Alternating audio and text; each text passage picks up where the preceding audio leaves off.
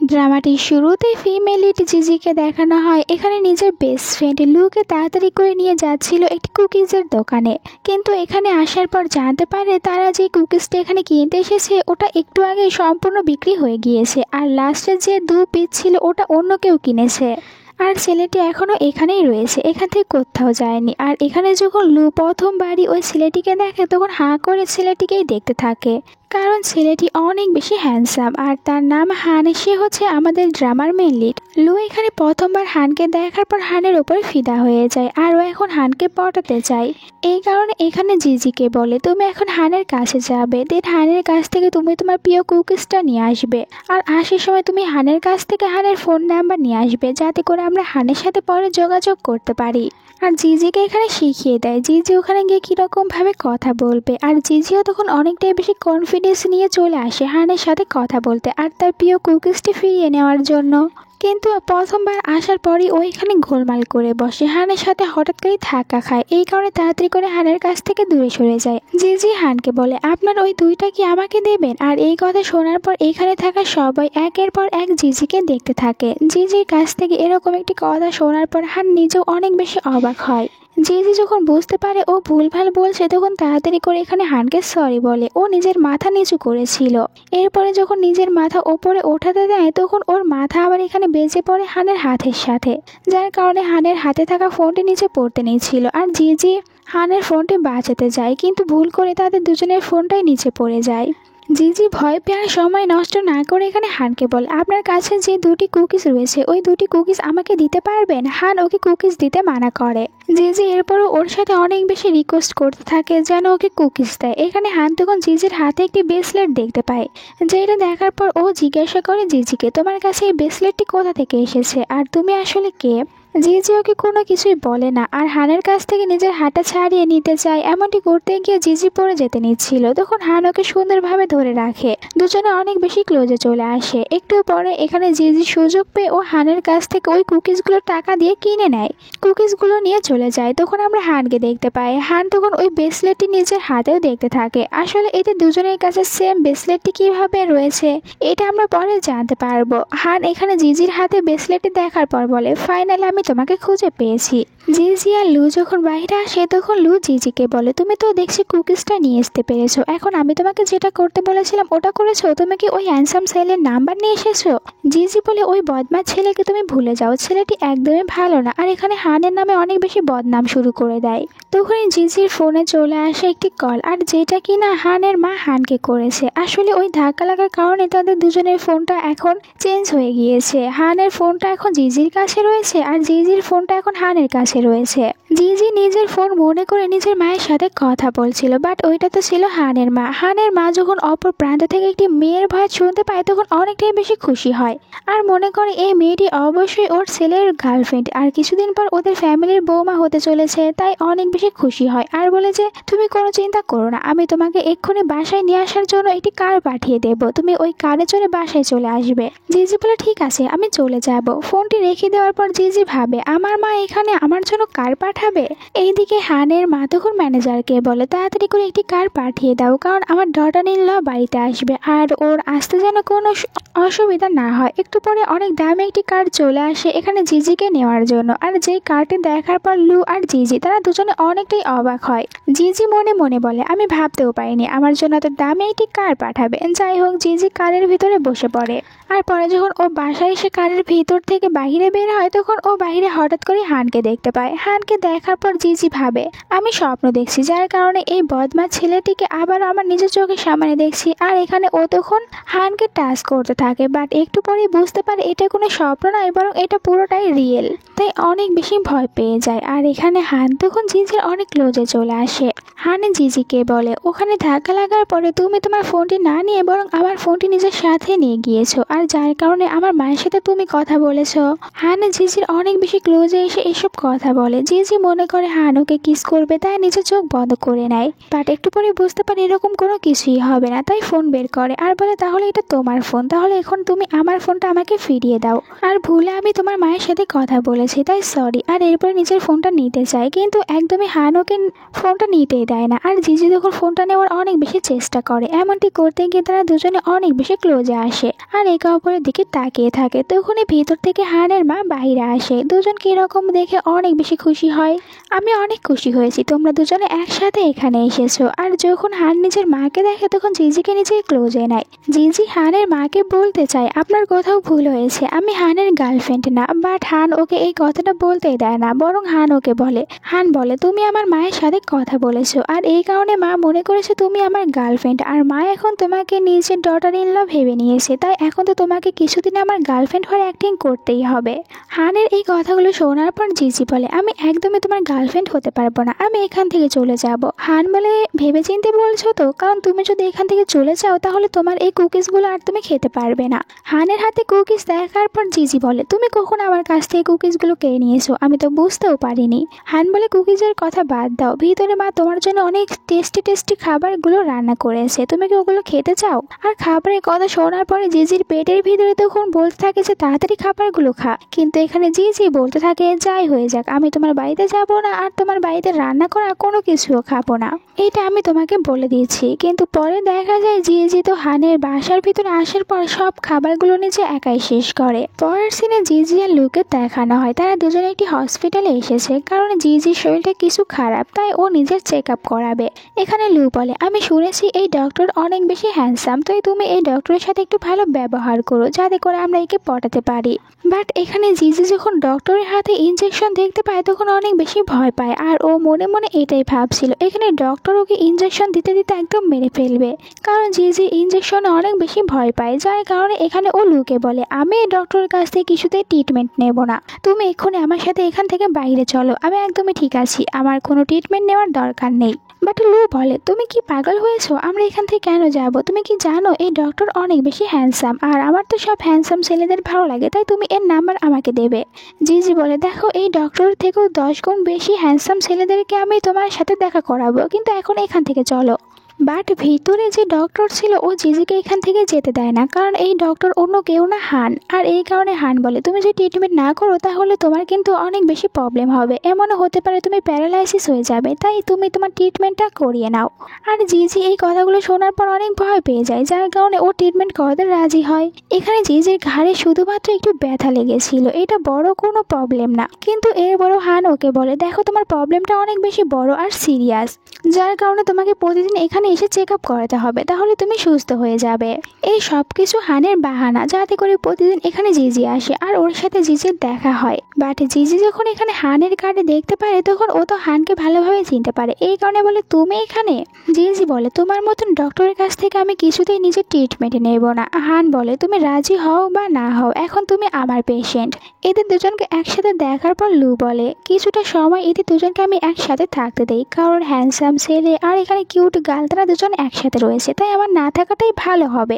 লু এদের দুজনকে ভিতরে রেখে নিচে বাইরে যায়, আর যেইটা দেখার পর জিজি বলতে থাকে যে তুমি বাইরে যেও না, প্লিজ ভিতরেই থাকো। আর সুযোগ পেয়ে মিস্টার হানও এখানে জিজির অনেক বেশি ক্লোজে চলে আসে, আর হানকে এত বেশি ক্লোজে দেখে তখন জিজি অনেক ভয় পেয়ে যায়, ও চিৎকার করতে থাকে। আমাদেরকে একটি ফ্ল্যাশব্যাক দেখানো হয়, জিজি যখন অনেক বেশি ছোট ছিল তখন জিজিকে কিছু গুন্ডারা কিডন্যাপ করেছিল আর জিজিকে একটি রুমে বন্দি করে রাখে। জিজি তখন ভয় পেয়ে কান্না করতে থাকে, তখন একটি ছোট ছেলে এসেছিল জিজির কাছে আর ওইখানে জিজিকে বাঁচায়। আমরা ওই ছেলেটির হাতেও একটি সেম ব্রেসলেট দেখতে পাই। গুন্ডারা আসার পর এখানে দুজনের ওপরে অ্যাটাক করে, আর হঠাৎ করে জিজির ঘুমটা ভেঙে যায়। আসলে জিজি এখন ঘুমের ভিতরে ওই খারাপ স্বপ্নটাই দেখছিল। লু তাড়াতাড়ি করে জিজির কাছে চলে আসে, জিজিকে জিজ্ঞাসা করে তুমি ঠিক আছো? জিজি বলে হ্যাঁ আমি একদমই ঠিক আছি, শুধুমাত্র ওই খারাপ স্বপ্নটি আবারও দেখেছি। জিজি বুঝতে পারে ওর কলেজে যেতে অনেক বেশি লেট হয়ে গিয়েছে, এই কারণে জিজি তাড়াতাড়ি করে কলেজে আসে। জিজি কলেজে আসার পর ও কলেজের ভিতরে আবার হানকে দেখতে পায়। আসলে হান এখানে ওদের টিচার হয়ে এসেছে আর এখানে সকল স্টুডেন্টদেরকে লেকচার দিতে থাকে। এখানে হানকে দেখার পর জিজি আবারও অনেকটাই বেশি রেগে যায়। জিজি বলে, একে কেন আমাদের কলেজে আসতে হয়েছে? এখন এর কারণে আমি ইন্টারভিউতে পাশ করতে পারবো না। আমি জানি এ আমাকে অবশ্যই ফেল করিয়ে দেবে। এইসব কিছুতে জিজি অনেক বেশি চিন্তিত হয়ে পড়ে। আর যখন ও উঠতে নেয় তখন আবারও এখানে হানের মুখে অনেক জোরে ব্যথা দেয়। আর এই কারণে হান এখানে জিজির ওপরে অনেক রেগে যায় যে তুমি সবসময় কেন আমাকে ব্যথা দাও। জিজি ওকে তাড়াতাড়ি করে সরি বলে ওখান থেকে চলে আসে। আর হানের ওপরে যত রাগ ছিল এখানে সবকিছু ও নিজের টেডি বিয়ারের উপরে ঝাড়তে থাকে। লু এসে বলে, তুমি এরকম কেন করছো? ওই ডক্টরটি কত বেশি হ্যান্ডসাম, তাহলে তুমি কেননা ওর সাথে ভালো ব্যবহার করো আর ওকে তোমার ভালোবাসার জালে ফাঁসাও, তাহলে দেখবে তোমাকে ইন্টারভিউতে পাশ করে দেবে। আরও ওকে অনেক বেশি আইডিয়া দিতে থাকে। জিজি রেগে বলে, কিছুতেই আমি ওকে আমার ভালোবাসার জালে ফাঁসাবো না। পৃথিবীতে যদি কোনো ছেলে না থাকে, শুধুমাত্র ওই বদমাস ছেলেটা একাই থাকে, এরপরও আমি ওর সাথে থাকবো না। ওর কাছ থেকে 10 হাত দূরে থাকবো। আমি অবশ্যই অন্য কিছু করে নেব ইন্টারভিউতে পাশ করার জন্য। আর তুমি অন্তত অন্য সব ছেলেদেরকে হ্যান্ডসাম বলো, বাট ওই ছেলেকে হ্যান্ডসাম বলো না। ওই ছেলেটা আমার একদমই পছন্দ না। এখানে লু বলে, দেখো তুমি যতই পছন্দ না করো, কিন্তু ছেলেটা দেখতে অনেক বেশি হ্যান্ডসাম রয়েছে আর তোমার সাথে কিন্তু বেশ মানাবে। এইসব কিছুতে জিজি এখানে আরও রেগে যেতে থাকে হানের ওপরে। পরের দিন জিজি যখন ইন্টারভিউ দিতে আসে তখন এখানে হান ওকে দেখতে পায়। তারা দুজন একে অপরকে দেখার পর বলে যে, তুমি এখানে? জিজি এখানে হানের কথা সবাইকে বলতে থাকে। হানের যতগুলো ফ্রেন্ড ছিল তাদের সবাইকে বলে যে, তোমরা কি একে ভালো করে চেনো? এই ছেলেটির সাথে আমি একসাথে থেকেছি আর এর বাসায় গিয়ে আমি ডিনারও করে এসেছি। আমাদের দুজনের অনেকবার দেখা হয়েছে। এইসব কথাগুলো শোনার পর হান তাড়াতাড়ি করে জিজিকে এখান থেকে বাইরে নিয়ে যায়। আর এখানে হানের যে ডক্টর ফ্রেন্ড ছিল ও জিজিকে ইন্টারভিউতে পাশ করে দেয়, কারণ ও জিজিকে এখন নিজের ভাবি মনে করেছে। বাইরে হানে জিজিকে বলে, তুমি এখানে কেন এসেছো? তুমি কি আমাকে ফলো করছো যার কারণে এখানে আসো, নাকি তুমি আমাকে ভালোবাসো তাই আমার কাছ থেকে দূরে থাকতে পারো না? হানের এইসব কথাগুলো শোনার পর জিজি বলে, আমি মোটেও তোমাকে ফলো করছি না, আমি এখানে আমার ইন্টারভিউটা দিতে এসেছি। আর এখানে তখন জিজি আর হান দেখতে পায় এখানে হানের যতগুলো ফ্রেন্ড ছিল তারা লুকিয়ে থেকে ওদের দুজনকে দেখছে। আর যখন এটা ফ্রেন্ডরা বুঝতে পারে তাড়াতাড়ি করে এখান থেকে চলে যায়, কারণ হান পরে ওদের উপরে অনেক বেশি রাগ দেখাবে, তাই নিজেকে বাঁচানোর জন্য পালিয়ে যায়। এদিকে এখানে বলতে থাকে হানে জিজিকে, তুমি ওই দিন আমার মায়ের সাথে কথা বলেছো যার কারণে আমার মা ভেবে নিয়েছে তুমি আমার গার্লফ্রেন্ড, আর তোমাকে ডটার ইন ল বলে ফেলেছে, যার কারণে তোমাকে তো কিছুদিন আমার গার্লফ্রেন্ড হয়ে থাকতেই হবে। যদি তুমি এমনটি করতে রাজি না হও তাহলে কিন্তু দেখবে আমি তোমার সাথে কি কি করি। এখানে হানের কথাগুলো শোনার পর জিজি অনেক বেশি ভয় পেয়ে যায়। ও কিছু বলতেও পারে না, রাজি হয়। হান জিজিকে বাই বলে চলে যায়। আর জিজি দেখুন এখান থেকে হানের উপরে অনেক বেশি রাগ ঝাড়তে থাকে। মনে হচ্ছিল ও হানকে নিজের কাছে পেলে একদম হানকে মেরে ফেলবে। এরপরে হান জিজিকে নিয়ে বাসায় চলে আসে। আর এখানে খুশি হয়ে নিজের মাকে হাক করতে নিয়েছিল, কিন্তু দেখা যায় মা তো এখানে হানকে দূরে সরিয়ে দেয় আর তাড়াতাড়ি করে জিজির সাথে কথা বলতে যায়। আর এখানে জিজির সাথে অনেক বেশি মিষ্টি মিষ্টি কথা বলতে থাকে। জিজির কাছেও হানের মাকে অনেক ভালো লাগে। তারা যখন ভিতরে আসে তখন হানের মা জিজির হাতে ওই রকম একটি সেম ব্রেসলেট দেখতে পায়।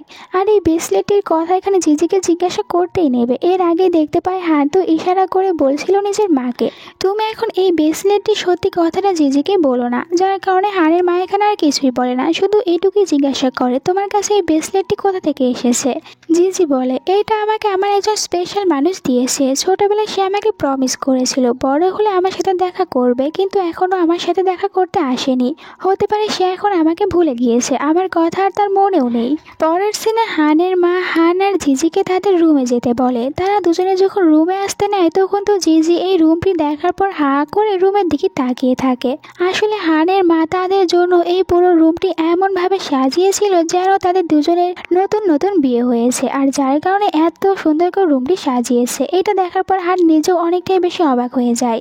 আর এখানে দেখা যায় যখন হান জিজিকে জিজির রুমে নিয়ে আসে তখন ও জিজির অনেক বেশি ক্লোজে চলে আসে। জিজি এখান থেকে উঠে যেতে নেয়, বাট হান ওকে একদমই যেতে দেয় না।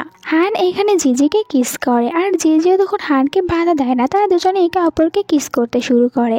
বাট একটু পরে আমরা এখানে বুঝতে বুঝতে পারি এরকম কোনো কিছুই হয়নি, এই সব কিছু শুধুমাত্র জিজির কল্পনা। আর ও তো নিজেই এখানে হানকে কিস করার জন্য চোখ বন্ধ করে এরকম ভাবে এগিয়ে যেতে থাকে। হান এটা দেখার পর অনেকটাই অবাক যে এই মেয়েকে আবার পাগল টাগল হয়ে গেল নাকি। এরপরে হান এখানে জিজিকে বলে, তুমি কোনো চিন্তা করো না, আমরা দুজনে এক রুমে ঘুমাবো না, আমি তোমার পাশের রুমে ঘুমাবো। জিজি বলে ঠিক আছে, আমি বুঝতে পেরেছি। আর জিজি এখানে উঠতে নেয়, তখনই ও পড়ে যেতে নিয়েছিল। হান ওকে সুন্দরভাবে ধরে রাখে। দুজনের ভিতরে একটি রোমান্টিক সিন তৈরি হয় আর একে অপরকে কিস করতেই নেবে। বাট তখন এখানে জিজির মা জিজিকে ফোন করে, যার কারণে তাদের এই সুন্দর রোমান্টিক সিনটা তো এখানে খারাপ হয়ে যায়। জিজির মা জিজিকে ফোন করার পরে বলে, দেখো আমি একজন ডক্টরকে খুঁজে বের করেছি, ডক্টরটি অনেক বেশি হ্যান্ডসাম, আর যার কারণে তুমি ওই ডক্টরটিকে পটাতে যাবে। জিজির মায়ের কথাগুলো শোনার পর এখানে হান তখন হাসতে শুরু করে আর জিজি এখানে হানের সামনে অনেকটাই বেশি নার্ভাস হয়ে যায়। জিজি এরপরে হানকে বলে তার মায়ের বলা কথাগুলোতে পাত্তা না দিতে, তার মা সবসময় এরকম কথা বলেই থাকে। হান বলে তোমার মায়ের আইডিয়া সেরকম খারাপ না, তাই তুমি এটা নিয়ে ভেবে দেখতে পারো। জিজি তখন এক নজরে হানের দিকে তাকিয়ে থাকে আর ও এখানে তখন বারবার হানের কথাগুলো চিন্তা করতে থাকে। ও ভাবছিল হানকে আমি যতটা খারাপ ভেবেছিলাম ততটা খারাপও না। আর নিজে নিজেই তখন এখানে হানের সম্পর্কে অনেক কিছু কল্পনা করতে শুরু করে। পরের দিন সকালে জিজি ঘুম থেকে ওঠার পর ও তো হানের কাছে চলে আসে আর এখানে বারবার হানের বডি টাচ করে আর বলছিল এর বডিগুলো তো অনেক বেশি ভালো, দেখতেও অনেক বেশি হ্যান্ডসাম রয়েছে। এইসব বলতে বলতে এখানে ও বারবার হানকে হাক করতে থাকে। হান শুধু দাঁড়িয়ে থেকে ওর এইসব পাগলামিগুলো দেখছিল আর এইসব কিছু অনেকক্ষণ চলতে থাকে। আসলে জিজি মনে করেছে এই সব কিছু ও স্বপ্নের ভিতরেই দেখছে। একটু পরে হান ওকে বলে তুমি আর কতক্ষণ আমাকে হাক করে থাকবে। জিজি তখন বুঝতে পারে এসব কোনো কিছু স্বপ্ন নয়, বরং এটাও রিয়েল, যার কারণে অনেক জোরে চিৎকার করে ওঠে, কারণ এখন ও হানের সামনে অনেক বেশি নার্ভাস হয়ে গিয়েছে। হানে জিজিকে বলে তুমি যদি আর কিছুক্ষণ এরকম ভাবে আমাকে এখানে টাচ করতে থাকো আর আমার সামনে দাঁড়িয়ে থাকো তাহলে আমি তোমার সাথে কি কি করে বসবো আমি নিজেও জানি না। জিজি এসব কথাগুলো শোনার পর এখান থেকে যেতে চাচ্ছিল, কিন্তু হান ওকে যেতে দেয় না, বরং দেওয়ালের সাথে পুশ করে আর বলে তুমি আমাকে অনেক বেশি হ্যান্ডসাম বলেছো, আমাকে কি সত্যি তোমার অনেক বেশি হ্যান্ডসাম লাগে? আর জিজির দিকে এগিয়ে যেতে থাকে। জিজিও নিজের চোখ বন্ধ করে নেয়, কিন্তু একটু পরে জিজি আবার এখানে হানের উপরেই উঠে পড়ে আর ও বারবার এখানে হানের গলা টাচ করতে থাকে। হান জিজিকে বলে আমি তোমাকে লাস্ট টাইম বলছি, তুমি যদি আমার এত বেশি ক্লোজে থাকো আর এরকম ভাবে আমাকে সিডিউস করার চেষ্টা করো তাহলে আমাদের ভিতরে কি কি হবে এটা আমি তোমার কোনো গ্যারান্টি দিতে পারছি না, তাই তুমি এখান থেকে তাড়াতাড়ি চলে যাও। জিজিও তাড়াতাড়ি করে নিজের রুমে আসে আর এইসব কিছু ভেবে অনেক বেশি লজ্জা পেতে থাকে। পরের দিন হান জিজিকে নিজের সাথে করে নিজের হসপিটালে নিয়ে আসে আর এখানে আমরা একটি নতুন মেয়েকে দেখতে পাই। মেয়েটির নাম ছিল মুশি। মুশি হানকে লাইক করে, তাই এখানে ও হানকে একটু সিডিউস করার চেষ্টা করছিল, কিন্তু যখন দেখতে পায় ও তো এখানে হানের সাথে নয় বরং এই মেয়েটির সাথে করছে তখন অনেকটাই রেগে যায়। মুশি এখানে হান আর জিজি তাদের দুজনকে ক্লোজে দেখার পর ওর অনেকটাই বেশি জেলাস ফিল হয় আর আমাদেরকে একটি ফ্ল্যাশব্যাক দেখানো হয়। মুশি একবার বিপদে পড়েছিল, হান ওকে সাহায্য করে আর যার কারণে ওই দিন থেকে মুশি হানকে লাইক করে। আর এখন হানের সাথে নতুন একটি মেয়েকে দেখার পর বলে আমি তো এই মেয়েটিকে অবশ্যই আমার হানের কাছ থেকে দূরে রাখবো।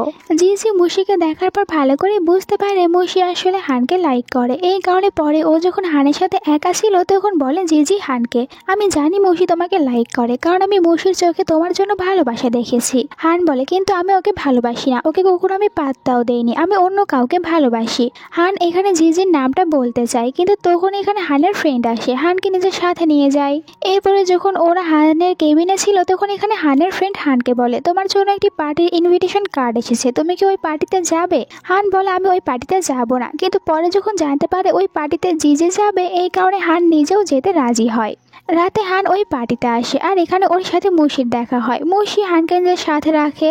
দূর থেকে জিজি ওদের দুজনকে একসাথে দেখতে পায়। জিজির তখন অনেক বেশি রাগ হয় হানের ওপরে, এই জন্য ওয়াশরুমে চলে আসে আর এখানে আসার পর ও নিজেকেই নিজে তখন মোটিভেট করতে থাকে, বলছিল তুমি হানের কাছ থেকে দূরে থাকো, কারণ ওরা দুজনে এই কাপড়কে ভালোবাসে তাই আমি ওদের ভিতরে আসবো না।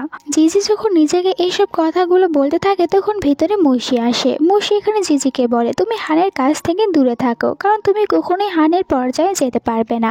আমি আর হান আমরা দুজনে সেম পর্যায়ে রয়েছি আর তার তুলনায় তুমি অনেকটাই বেশি ডাউন, তাই নিজেকে কখনোই আমাদের পজিশনে নিয়ে আসার চেষ্টা করো না, যেটা তুমি করতে পারবে না। হান আমাকে লাইক করে, আমি হানকে লাইক করি, আমাদের কাছ থেকে দূরে থাকো। জিজি ওর কথাগুলো শোনার পর ওর উপরে তো অনেকটাই রেগে যায়, বাট ওকে কিছুই বলতে পারে না, কারণ জিজি এটাই মনে করে হান মুশিকে লাইক করে।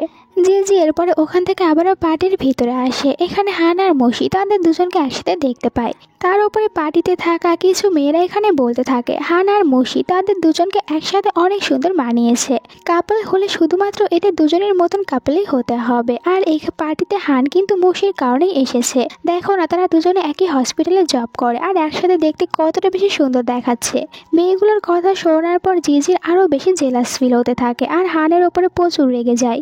এই কারণে এখানে অনেক বেশি ড্রিঙ্ক করতে শুরু করে আর ওর রাগ একের পর এক বাড়তে থাকে হানের ওপরে, যার কারণে অনেক বেশি ড্রিঙ্ক করে নিয়েছিল আর ড্রাঙ্ক হয়ে যায়। রাগ করে পার্টি থেকে বের হয়ে যায়। যেখানে হান দেখতে পায় জিজি পার্টি থেকে বের হয়ে যাচ্ছে, ও যেতে নিয়েছিল কিন্তু এখানে মসি আর বাকি কিছু ছেলেরা ওকে বাধা দেয়, এখান থেকে যেতে দেয় না। বাইরে জিজির সাথে একটি ছেলে এখানে জোর করতে শুরু করে। যেহেতু জিজি ড্রাঙ্ক অবস্থায় ছিল তাই এখানে ও জিজিকে ইউজ করতে চায়, বাট জিজি ওকে বলছিল আমাকে ছেড়ে দাও। তখন এখানে হান আসে আর ওই ছেলেটিকে মারধর করে নিচে ফেলে দেয়। জিজি এখানে অনেক ড্রাঙ্ক অবস্থায় ছিল। এরপরেও ও বলতে থাকে হানকে তুমি আমার কাছ থেকে দূরে থাকো কারণ আমি তোমাকে হেট করি। হান ওর কথাগুলোতে সেরকম গুরুত্ব দেয় না আর ওকে নিজের কাঁধে উঠিয়ে নেয়, বাসায় নিয়ে আসে। বাসায় আসার পরে জিজির পাগলামি শুরু হয়ে যায়। যেহেতু ও ড্রাঙ্ক অবস্থায় ছিল তাই এখানে ও বারবার হানকে কিস করতে থাকে। হান জিজিকে নিজের কাছ থেকে দূরে সরাতেই পারছিল না, যার কারণে জিজির এরকম পাগলামি দেখার পর হান নিজেকেও কন্ট্রোল করতে পারে না আর তারা দুজনে এখানে একে অপরকে কিস করতে থাকে, নাইট স্পেন্ড করে নেয়। সকালে জিজির ঘুম ভেঙে যায় আর এখানে ওর তখন রাতের কিছু কথা মনে পড়তে থাকে। এইসব কিছু মনে করার পরে জিজি বলে হতে পারে এই সব কিছু আমি স্বপ্নের ভিতরে করেছি। আর জিজি বলে আমি এখন নিজেকে প্রমিস করছি আজ থেকে আমি হানের কাছ থেকে অনেক বেশি দূরে দূরে থাকবো। এদিকে বাইরে আমরা দেখতে পাই হানকে ব্রেকফাস্ট করতে। জিজি বাইরে আসার পর দেখতে পাই হান ব্রেকফাস্ট করছে।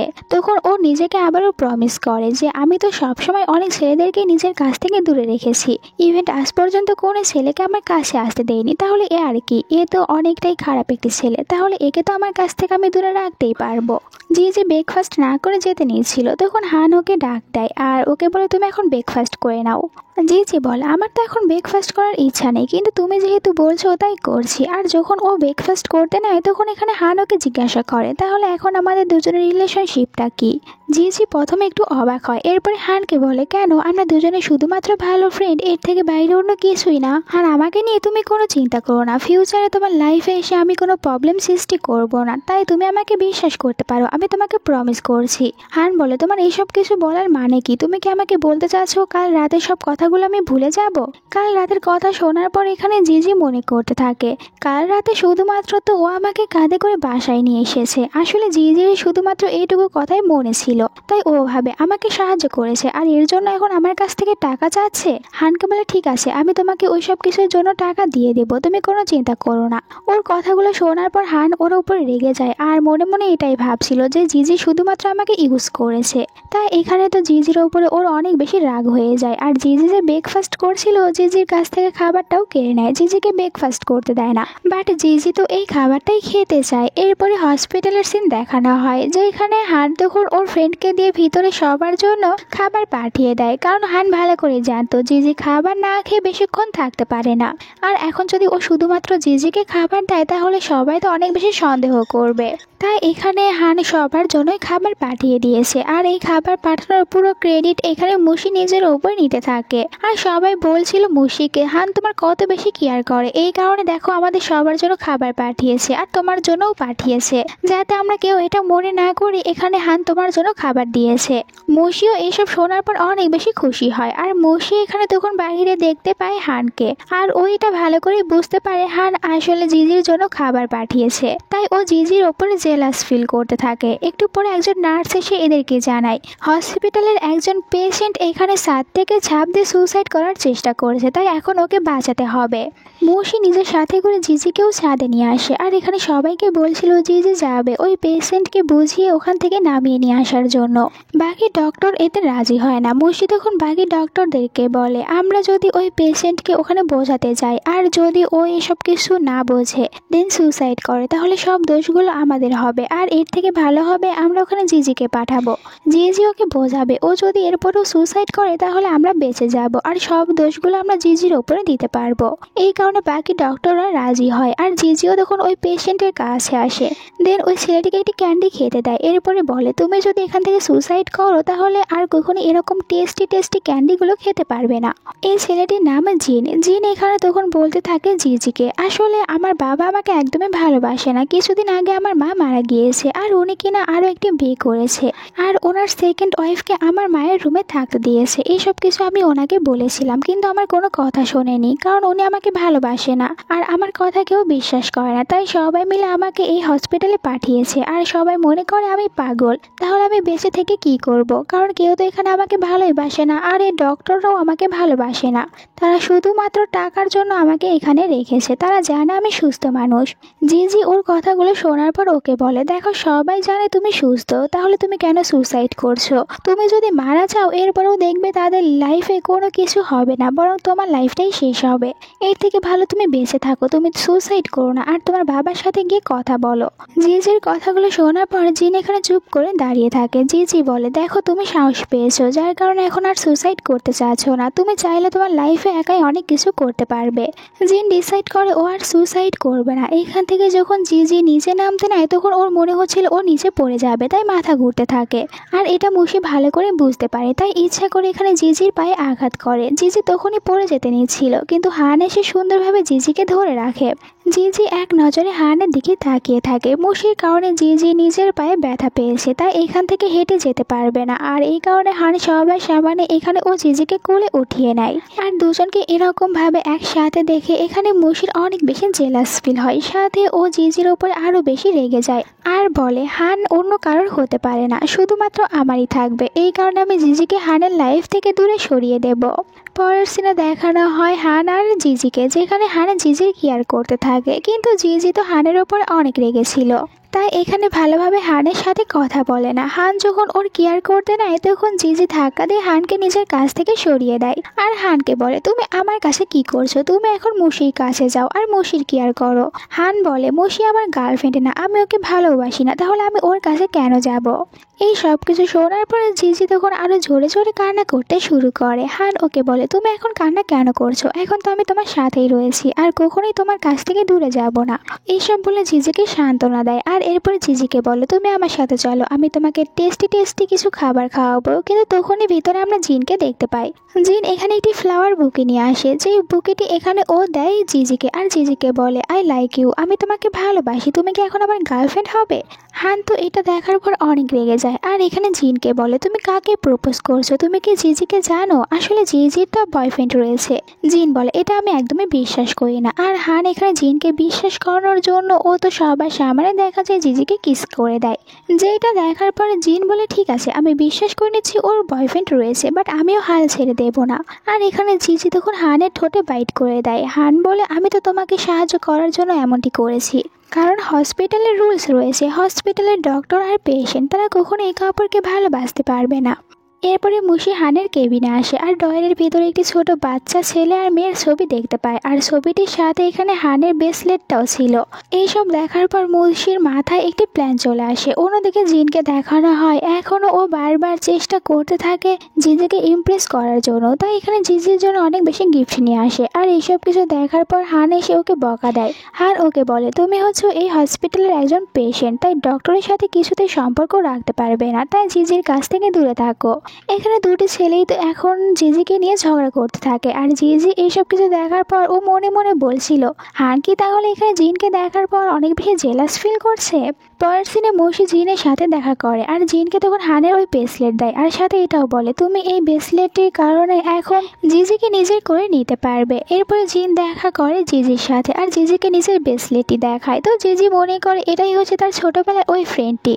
এদিকে আমরা হানকে দেখতে পাই। হান যখন ভিতরে ছিল তখন এখানে দুজন নার্সকে কথা বলতে শোনে, যেখানে একজন নার্স বলতে থাকে, আজকে আমি জিজিকে দেখেছি হসপিটালের ওই পেশেন্ট যে সুসাইড করতে নিয়েছিল তার সাথে বাইরে গিয়েছে, আর আমি তো জানতে জানতে পেরেছি তারা দুজনে আজকে ব্লাইন্ড ডেটে যাবে। হান এইসব শোনার পর অবাক হয়ে যায়। হান ছোটবেলার কথা মনে করতে থাকে। ছোটবেলায় যখন হান আর জিজির দেখা হয়েছিল এর কিছুদিন পরই তো হানকে এখান থেকে অন্য একটি শহরে যেতে হবে। তাই ও চলে যাওয়ার আগে দেখা যায় জিজির হাতে ওই ব্রেসলেটটি পরিয়ে দেয় আর জিজিকে বলে, এটা তুমি তোমার কাছে রেখে দেবে, এটা আমাদের দুজনের ভালোবাসার চিহ্ন। তাই আমি যখন পরে ফিরে আসবো তখন তোমাকে খুঁজে বের করব আর আমরা দুজনে বিয়ে করে নেব। এখন যখন হান ওখান থেকে বাইরে আসে তখন ও জিজিকে দেখতে পায় এখানে জিনের সাথে চলে যায়। আর এই দুঃখে বেচারা হান তখন একটি বারে আসে আর অনেক বেশি ড্রিঙ্ক করে নেয়। একটু পরে হানের কাছে মসি আসে। হান এখানে মসির জায়গায় জিজিকে দেখতে পায় আর যার কারণে ও মসির কাঁধের উপরে মাথা রাখে। অন্যদিকে জিজিকে দেখানো হয় ও তো জিনের সাথে একটি রেস্টুরেন্ট এসেছিল, কিন্তু এখানে বারবার তখন হানের কথা মনে পড়তে থাকে। আর এদিকে হানও এটা ভালো করে বুঝতে পারে এটা আসলে জিজি না বরং মসি, যার কারণে ও মসিকে বলে তুমি এখান থেকে চলে যাও। আর হান নিজেও এখান থেকে যেতে চাচ্ছিল। তখন মসি বলে জিজির ভিতরে এমন কি রয়েছে যে তুমি ওকে লাইক করো, আমাকে কেন নয়? আর এইদিকে জিন তো এখানে ব্রেসলেটটি দেখায় আর জিজি এটা দেখতেও পায়, কিন্তু ব্রেসলেটটি থাকার পরেও জিজি ওকে রিজেক্ট করে আর বলে আমি তোমার সাথে ডেট করতে পারবো না। এখানে জিজির কাছ থেকে এই কথা শোনার পর জিন ওকেও সেম প্রশ্ন জিজ্ঞাসা করে, হানের ভিতরে এমন কি রয়েছে তুমি ওকে লাইক করো, আমাকে কেন লাইক করতে পারছো না? জিজি আর হানের উত্তরটা সেম ছিল, কারণ আমি ওকে লাইক করি আর তুমি ওর থেকে বেটার হওয়ার চেষ্টা করো না। এরপরে হান এখানে মসিকে একা রেখে চলে যায় আর অন্যদিকে দেখানো হয় জিনকে। জিন তখন এখানে জিজিকে সত্যি কথা বলে দেয় এই ব্রেসলেটটি আমার না, এটা মসি আমাকে দিয়েছে হানের কেবিন থেকে নিয়ে এসে, আর এই ব্রেসলেটটি হানের।